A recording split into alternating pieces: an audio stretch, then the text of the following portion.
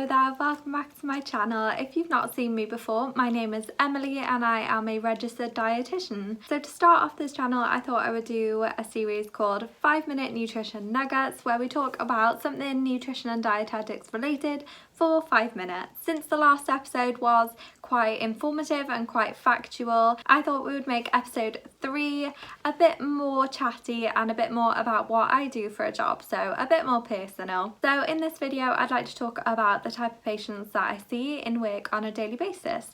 So the wards I cover, first of all, I cover a short stay ward, a gynecology ward, a gastrosurgery ward, an orthopaedic ward, a respiratory ward and an elderly ward. So as you can see, I see a variety of patients on a daily and weekly basis. I also cover a general outpatient clinic, which myself and my colleagues take in turns to cover, so I probably do about 1 to 2 clinics a month at the minute. So starting with the wards, so the more inpatient side of it, what type of patients would I typically see?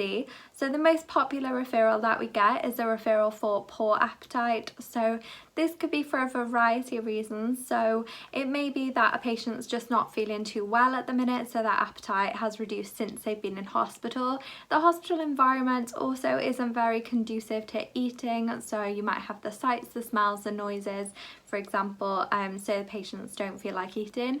It may be more of a long-standing problem that's been highlighted now they're in hospital, or it may be sort of an acute post-surgery. So we'll go see the patients. A lot of my patients are on the respiratory and the elderly wards, so I would say they're where I spend most of my time. So I'll give you a case study to use as an example. So we have Doris. This is of course a completely made up patient, but we have Doris on the elderly ward. She is 86 years old. She has come in with community acquired pneumonia, so she's been a bit poorly for the past week and she's come into hospital. So another common problem we see is that patients don't open their bowels regularly. Apologies if you don't like me talking about bowels on the internet, but it is a big part of my job, so I'm gonna have to talk about it. So you might see that Doris hasn't opened her bowels in say 5 or 6 days since she came in. She's managing roughly about half of her main meal. She might not manage her evening meal because she gets tired throughout the day.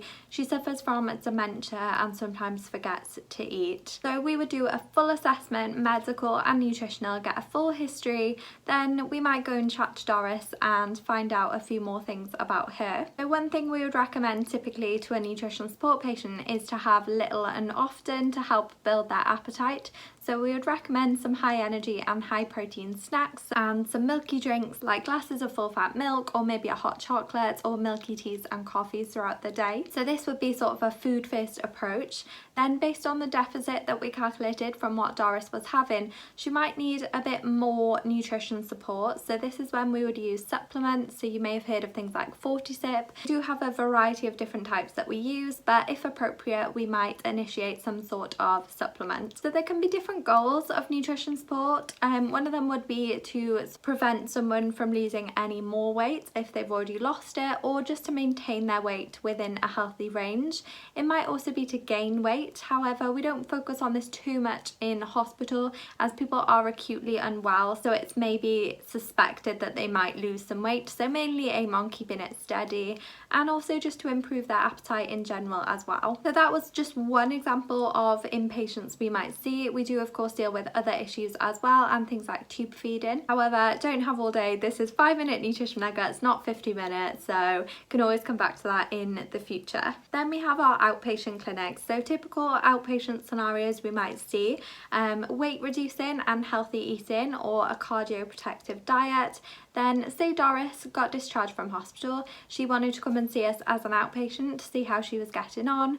So we would then, if we put her on some supplements, we would then review them, check the weight, BMI, things like that, to evaluate whether Doris still needed the supplements or whether it was more of a acute issue while she was in hospital and actually now she's gone home, she's picked up. And we see other things in clinic as well, things like a low residue diet, which is a diet that we use to help prevent things like bowel obstructions. So that was a very whistle-stop tour of the type of patients that I see, but I hope you enjoyed it. If you have any questions, please feel free to leave them down below and I'll try and answer them in an upcoming video.